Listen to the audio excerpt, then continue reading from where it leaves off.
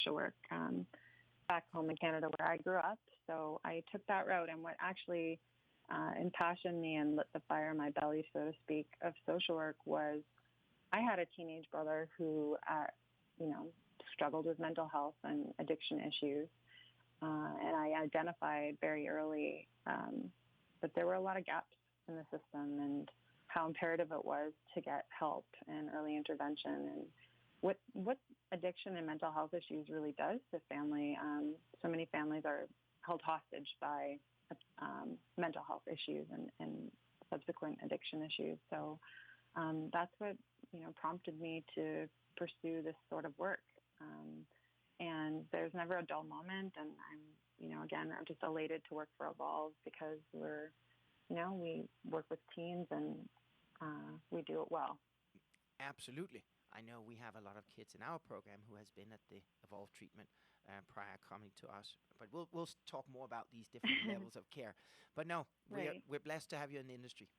Thank you, Brooke. I know you're doing some great work there. So let me just quickly describe to everybody that there's different levels of care, right? So kids that are struggling, let's say a teenager is struggling to the point where they're having suicidal ideation, or they're self-harming, or they're doing drugs, they're running away. Often they end up at the hospital because the police is called in, and the police decides, hey, we need to do a 5150, we need to keep the kids safe, and we need to send them to the hospital to be evaluated. It could also be that parents simply feels that it's unsafe to have the kids in the situation that they're in, so they decide to bring them to a hospital. It could be a hospital like Del Amo or Northridge. Unfortunately, there is no hospital here in this community that has a teen unit that can take the kids in and admit the kids on the spot. I know Mayo at the moment doesn't have it, but I'm hoping maybe one day they would have. Who knows? Right.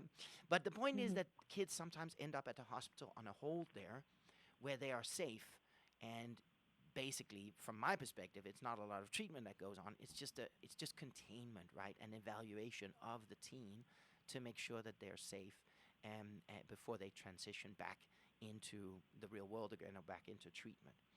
So we always say hospital is sort of the highest level of care. And then the step down from there is, in many cases, what we call residential treatment, inpatient treatment. It's a program, and it's what Evolve primarily represents, and it's an inpatient program where the kids will stay typically 30 to 45 days and get a lot of very good support and treatment. The step down from there is an intensive outpatient program, or an PHP, as it's also, as people also say, partial hospitalization program. But it's basically a program where the kids will come in after school, or some kids will even go to school with a program like ours.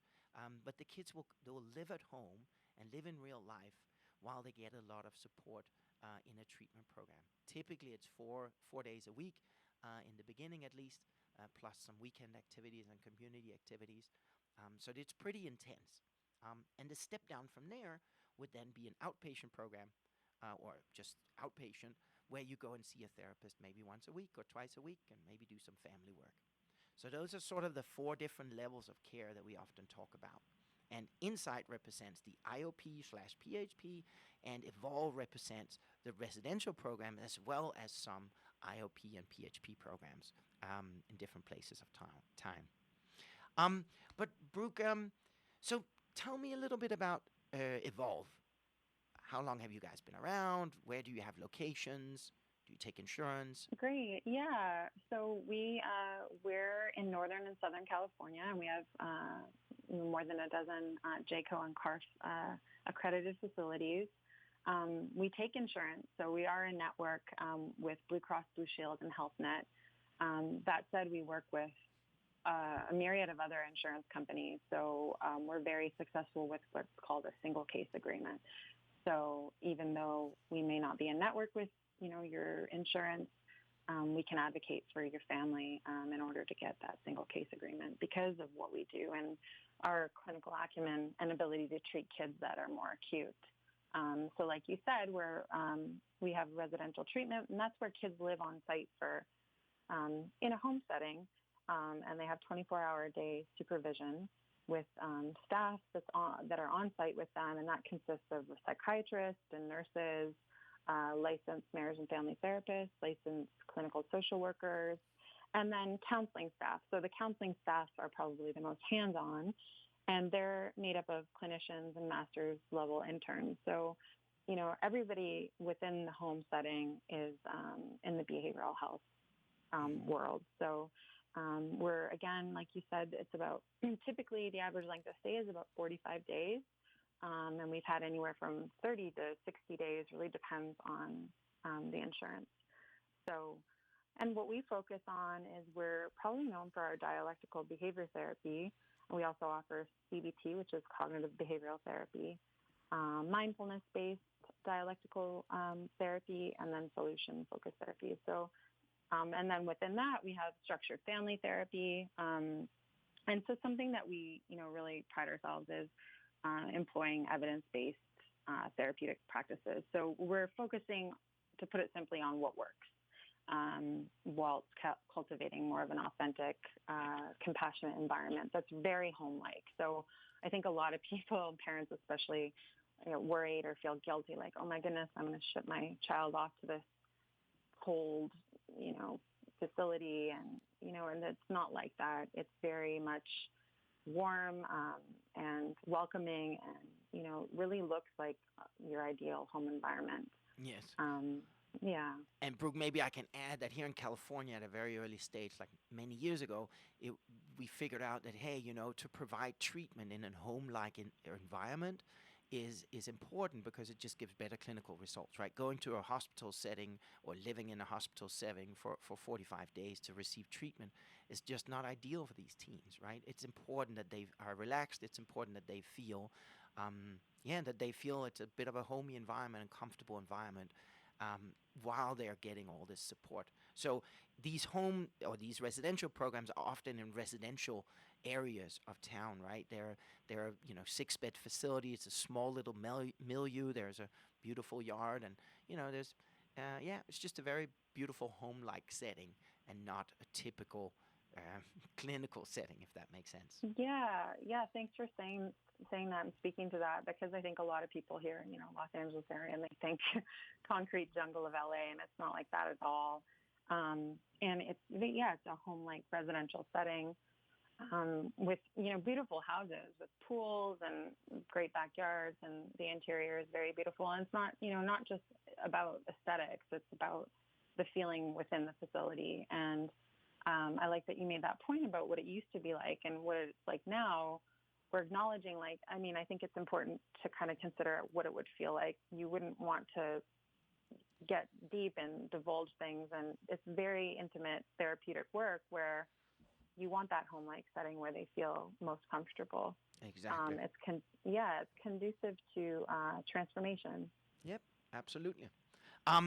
Okay, Brooke, so tell me, kids that are coming out of a hospital, obviously sometimes the hospital will refer to a certain level of care. In many cases, I would argue it's going to be up to the parents to sort of take initiative, and because the hospital might just say, further care is needed, you can go to residential, go to IOP, it's up to you. But how would you describe, when is it necessary, or when is it a good idea to pursue residential setting rather than an IOP or PHP setting? What is sort of your criteria? What do you see? What do you tell parents when you talk to them about that? Yeah, that's a great question. So the most important thing, I think, and you said it, but I'll just reiterate, is that, if anyone's listening, or just if you're worried your teen's going to hurt themselves or anybody else, then call 911. And that's just, like you said, hospital is the highest level of care. So from there, like you said, there's the 5150, so they're on what's called a hold.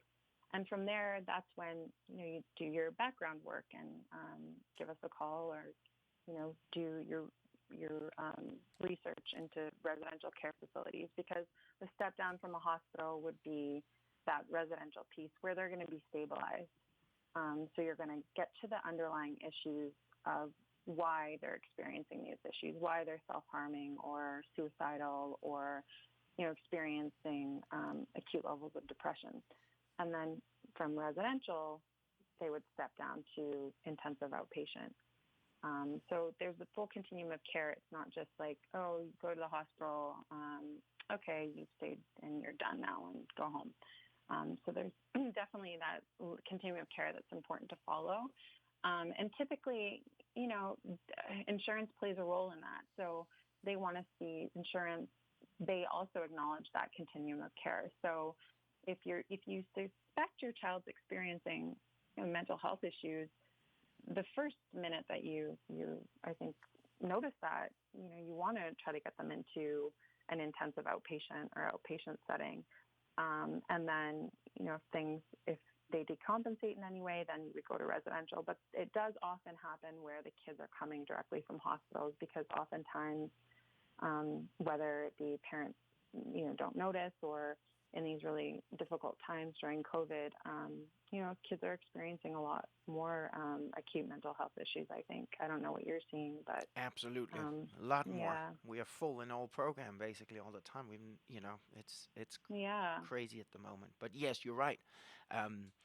As you're pointing out, Brooke, the whole safety issue, right? So if a teen is being discharged from the hospital, and there's a good chance that the teen will continue to harm themselves or will continue to use drugs and need some more supervision that can be granted in the family or in their homes, then obviously residential is a very good starting point, right? I know you guys can offer supervision 24/7 and 15-minute checkups and all this good stuff. I also do know exactly. Yeah. So, I'm 24/7 of line of sight, so that's important. So if you need eyes on your child 24/7 to keep them safe, that's where we come in. Exactly. And also the fact that it's a small milieu, right? So it's possible. It's not 25 beds and kids running around everywhere. It's a small little milieu, so it's possible to keep them supported.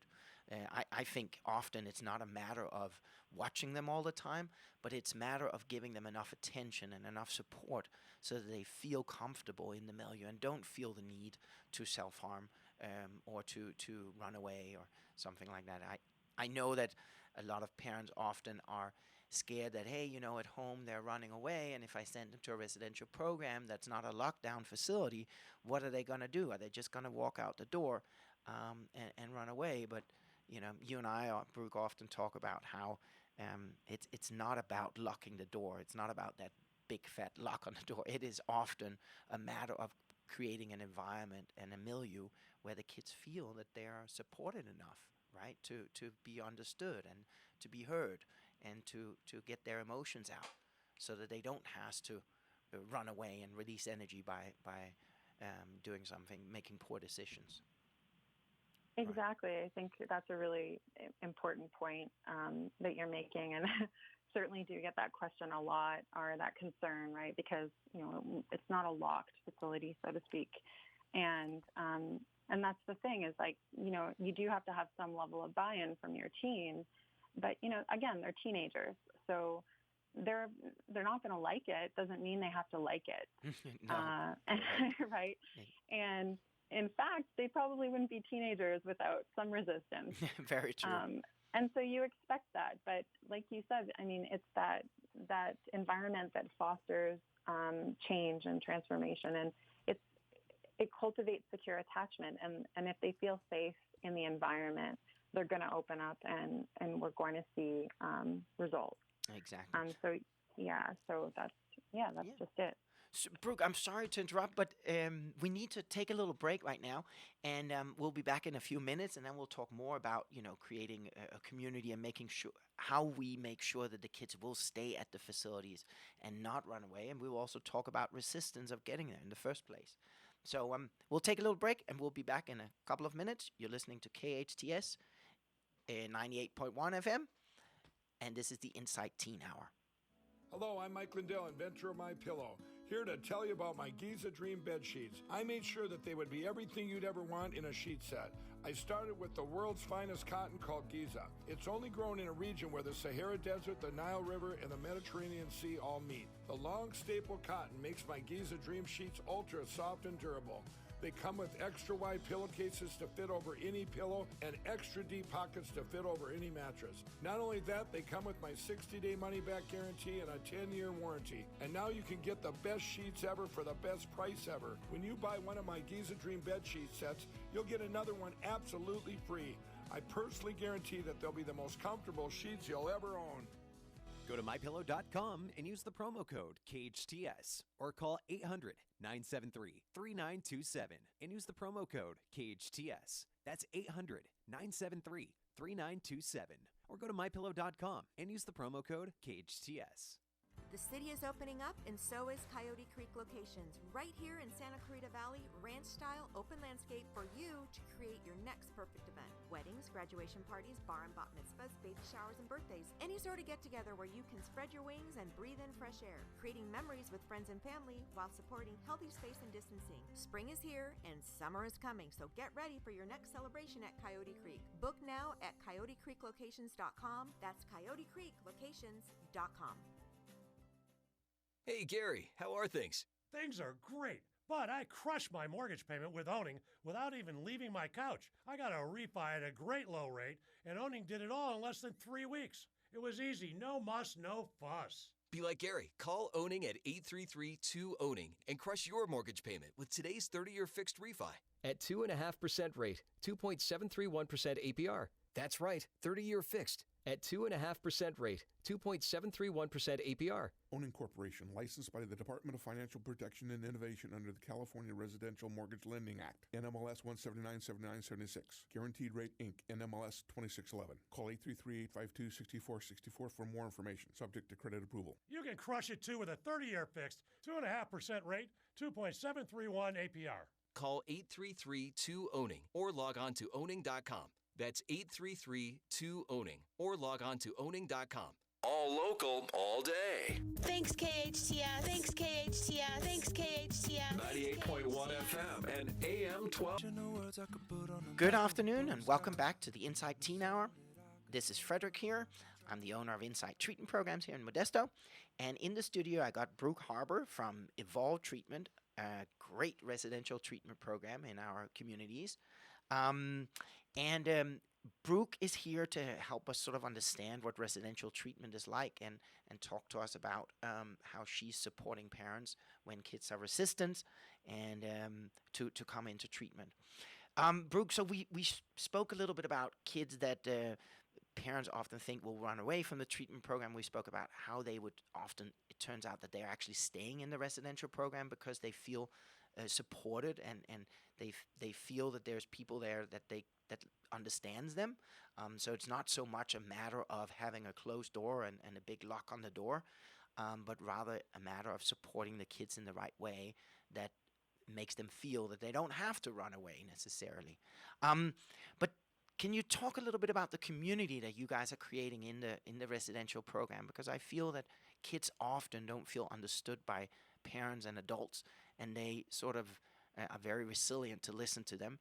But whereas often peer support is very effective in the beginning and a big deal. So how does that look like in a residential program? Yeah, for sure. That's a really important question.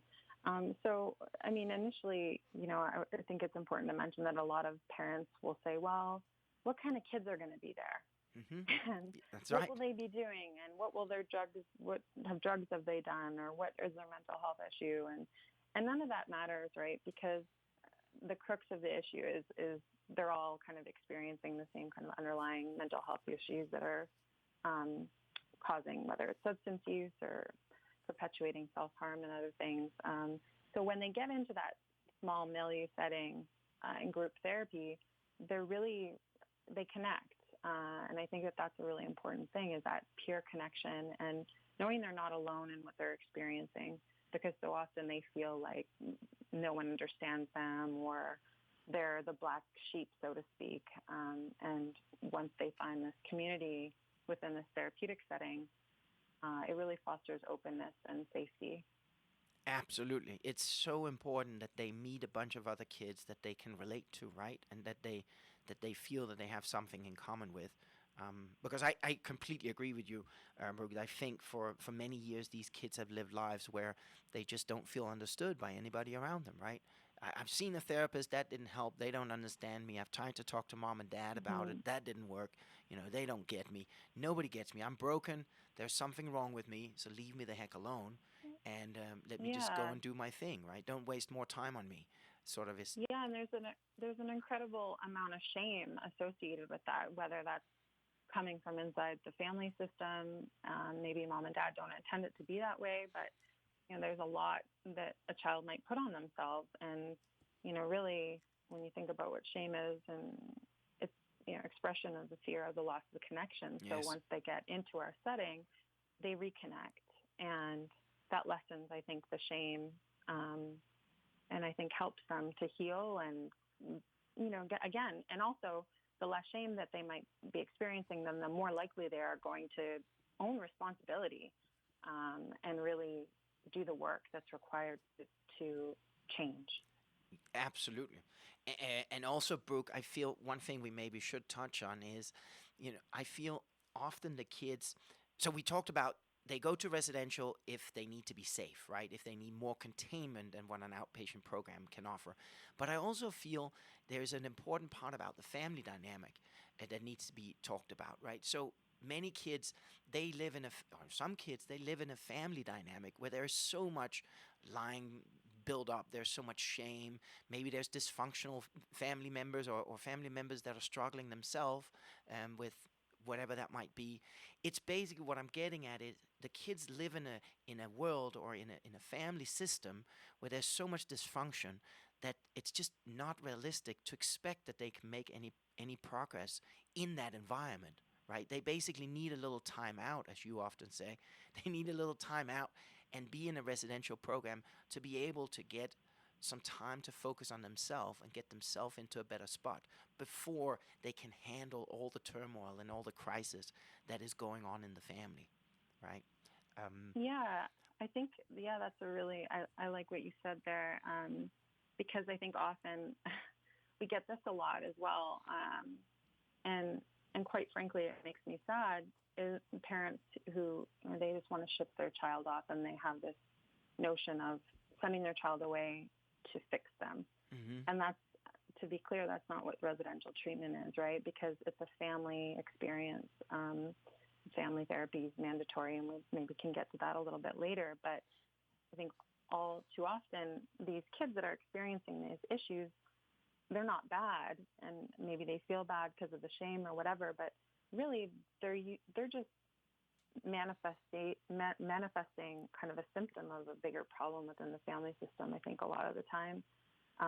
And so there's many issues to work through, and that's why we feel out of all that family therapy is just imperative, and it's mandatory. So if mom and dad aren't willing to do the work alongside their child, I mean, during COVID, of course, that's virtually, but it's something that has to happen to have that change.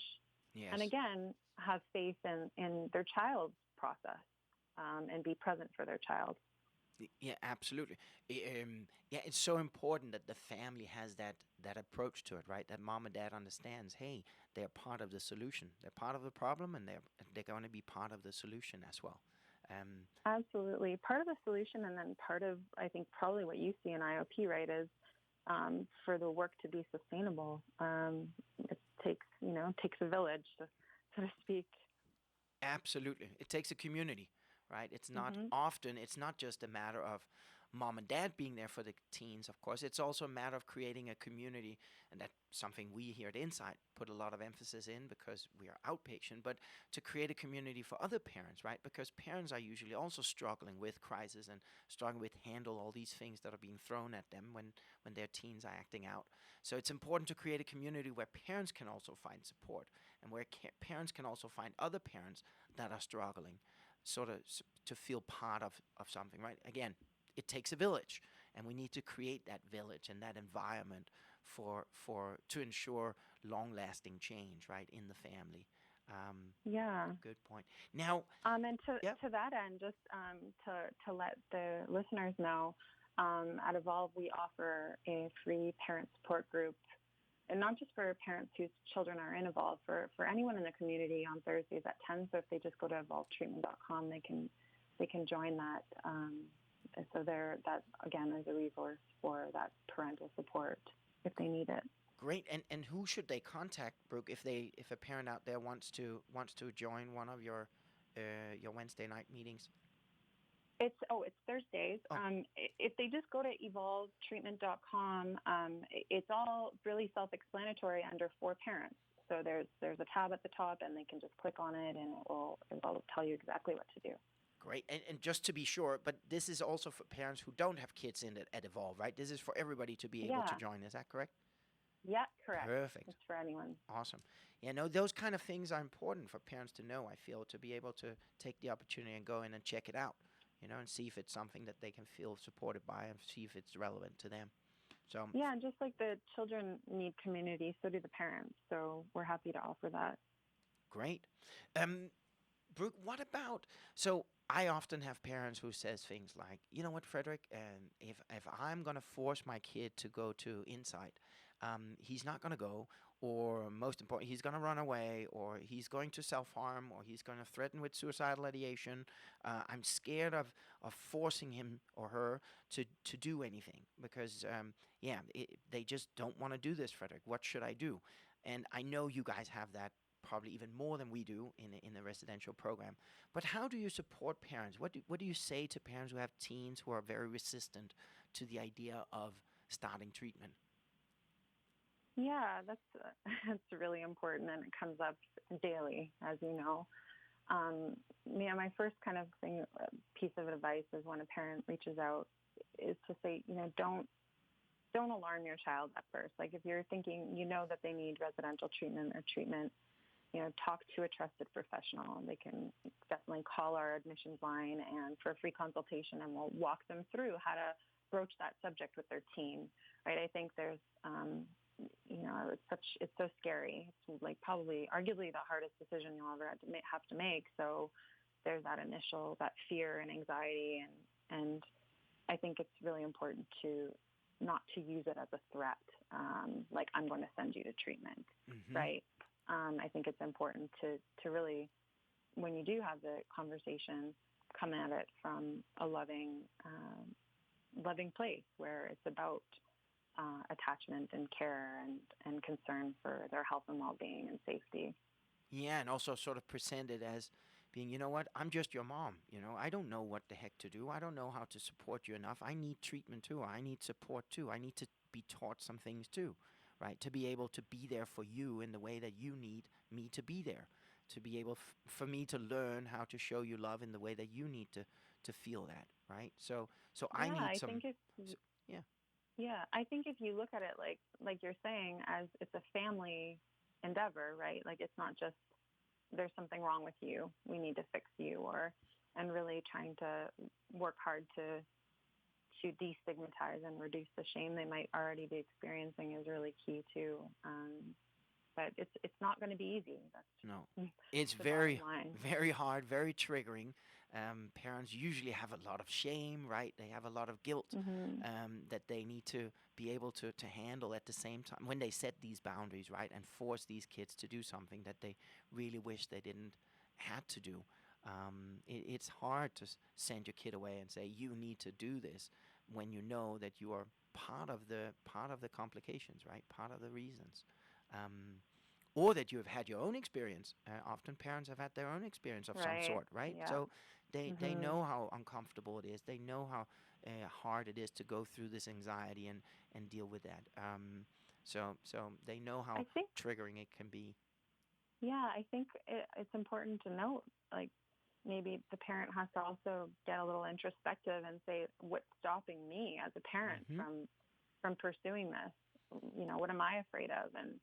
And what does that mean? Like, does it question? I think a lot of parents question, am I a good parent? Am I a bad parent? Does it mean I don't love my child? Like, there's all these thoughts that can enter in, and one of the biggest barriers to treatment is often parents just not being ready themselves. So I think it's really important to just reach out and have the conversation and consult the professional and see if it's what's right for you. And I often tell parents, you know what? If it was up to teenagers, there would be no treatment programs. Period. Right?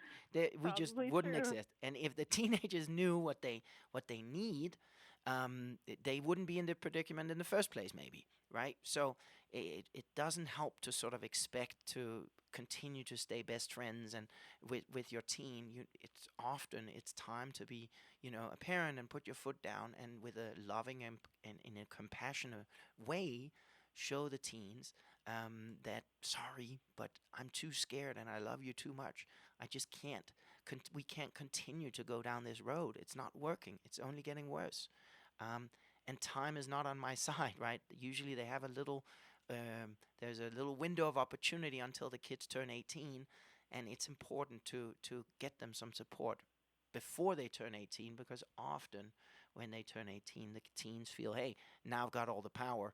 Mom and dad can't decide, and I can just do whatever I need to do, whatever I want to do. So take advantage of that. Now, Brooke, that brings me to the next thing about that. So what do you say? I mean, I know at Insight often we would have to recommend families to utilize the system, right? So if a kid runs away and doesn't want to come home at night, then we say, hey, call the police and have the police go over to your friend's house or to your teen's friend's house and have him being picked up and scare the other kids a little bit and have him be brought home or shut off his phone. What do you sometimes guide parents to do when the kids are sort of not, when they don't want to go to treatment and they're resisting in a big way? Well, that's interesting. And like you said, obviously, if depending on the severity, it's like, call on the help of the authorities in the hospital and whatnot, depending on the situation. But really, that's where even calling our admissions line comes in too, because we can help facilitate that conversation. But, just kind of off the top of my head, I think it's really about like the presence and safety and attunement to your child and really, hopefully having open communication. And then that's a great place to start. Yes. And again, Yeah, I know you guys. I know that parents can call your intake line and sort of describe what's going on and then get some support. And of course, I can always encourage parents to do the same at Insight. You're always welcome to give us a call, and we can sort of talk through what options we would recommend at that point in time if your teen needs support but don't want to participate. And often it's really just a matter of getting them there just one time. And then as soon as they see the program and if they meet the staff and see the other kids, I feel often they sort of let down their guards and they become a little bit easier about it. But in the beginning, before they've seen it, they often are very sort of scared of or anxious about what this is going to look like. I think so too. Let's see here. What time is now? I just want to check up on. We have to cut down in a couple of minutes. But let me.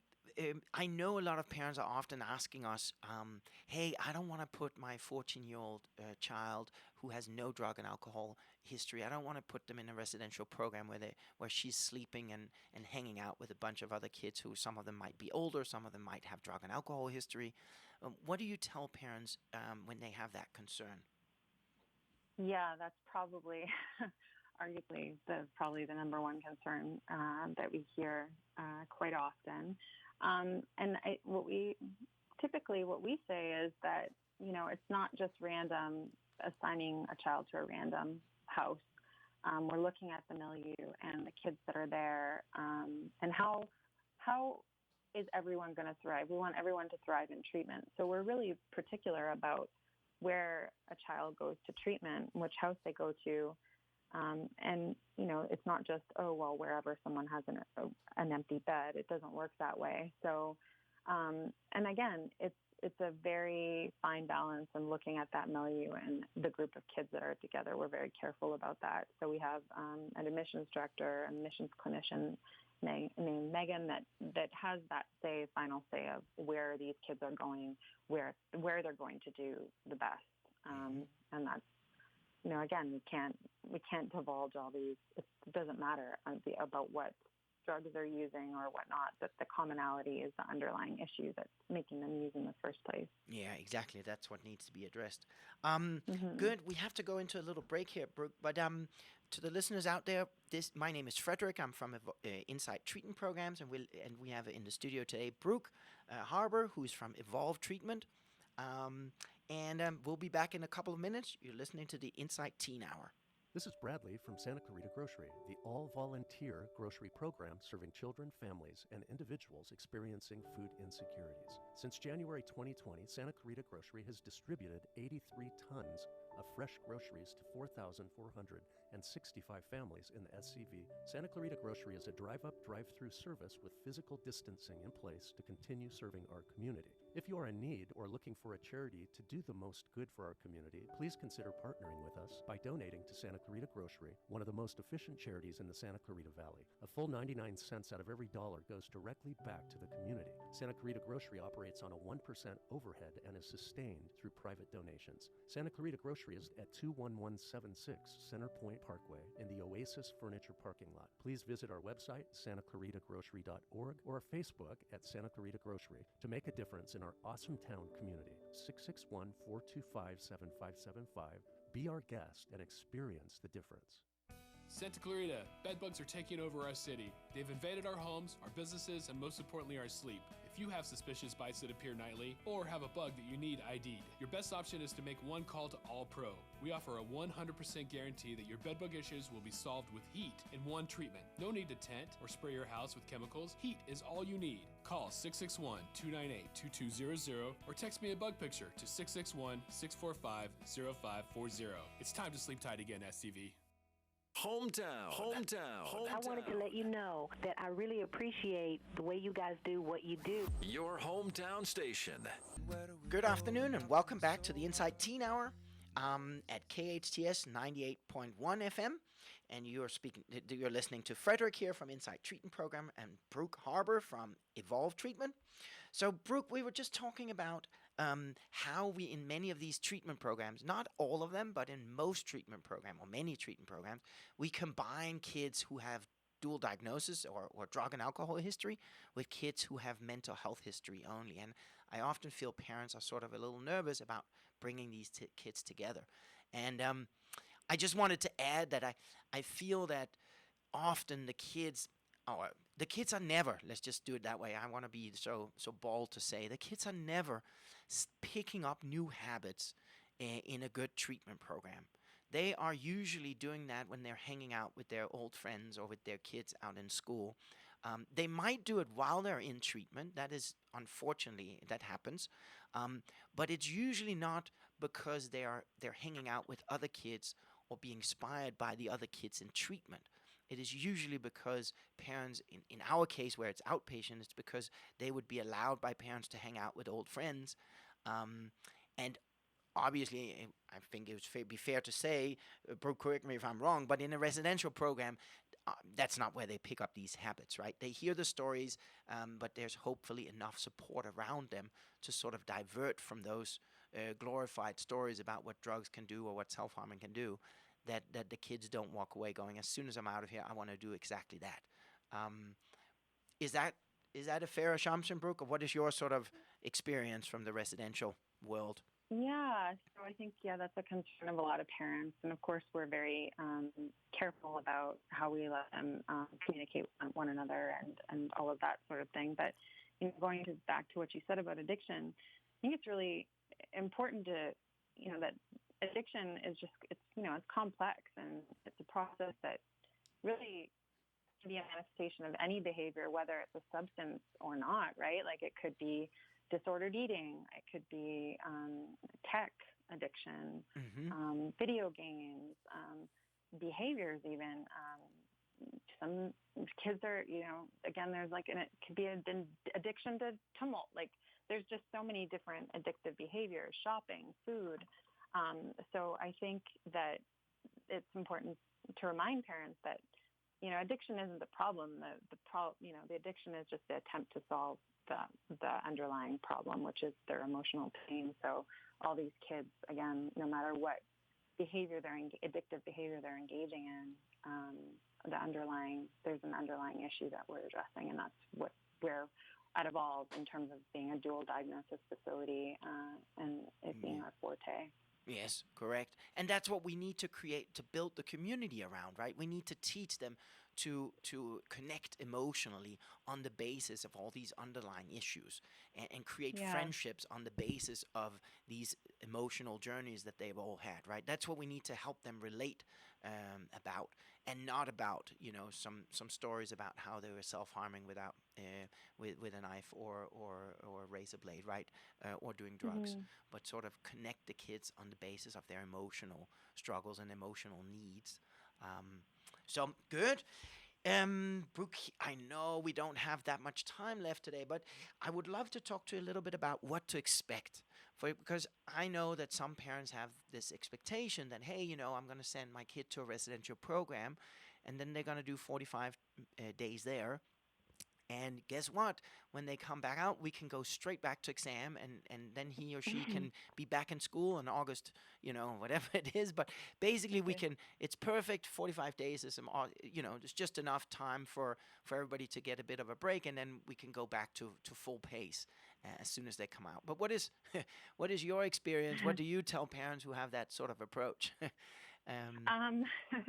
I typically try to, it's a bit of disillusionment, I think, because, I think it's really making them understand, not in a bad way, but this is just the beginning, right? So that it's important to follow the full continuum of care, and that their child is a sensitive, no matter what their issue, they're more sensitive and maybe feel life more acutely than the average child. So it's important that they follow the continuum of care, and sometimes that's down a level and sometimes that's up. So whether they should always discharge from residential and always step down to intensive outpatient, but there might be times in their lives, depending on the age or what they might experience, trauma or grief or who knows, myriad of things could happen, a pandemic, where they might need to go take a step up back to residential, and that's okay.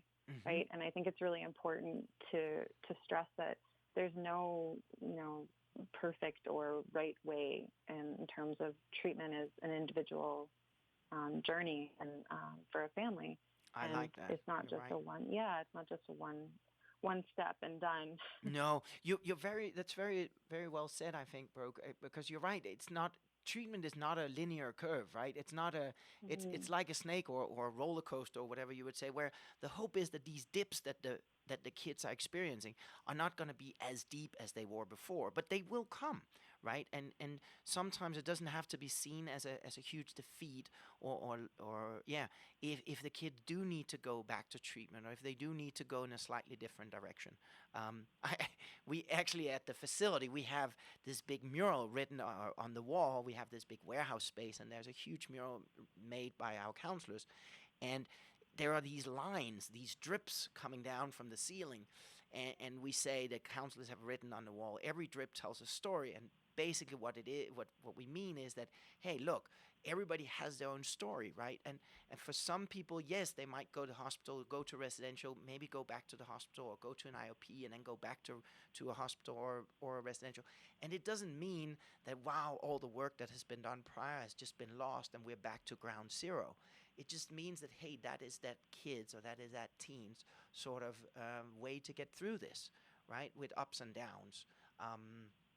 So I just wanted to add that you're right, that a lot of parents feel that, hey, it should just be this linear curve, and there's only one way, and that is, hospital, residential, IOP, blah, blah. But that's not always how it goes. It doesn't mean that it's not their journey, right? Good. Now, I just want to ask you, so if anybody out there, if they have some questions to you, Brooke, or concerns, or if you say something that they feel they really resonate with and want to get in touch with you, how can they reach you? Great, thanks. So they can call 1-866-204-9519. Okay. And so they can, what feedback or free consultations, what have you. And then they can also go to evolvetreatment.com. So you don't want to speak to a human, you could fill out a contact form online. Oftentimes parents do that as a first step. So they can do either, or they can email me directly at bharper@evolvetreatment.com. Got it. And if parents are sort of considering whether they should take their kids to a residential program, you guys would do an evaluation, right, of the situation, or an assessment, as we call it, and that's for free, right? Yeah, correct. Thank you. We do free evaluations and consultations over the phone. Again, if you call 1-866-204-9519.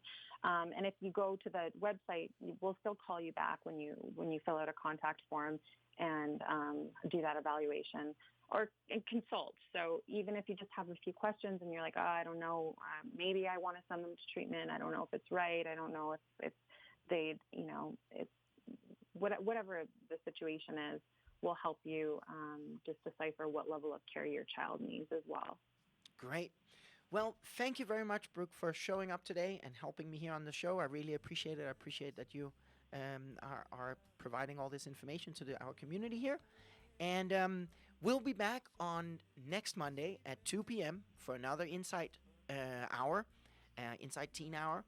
And I wish you all the best out there. Thank you very much. See you next week. Combination of words I could say.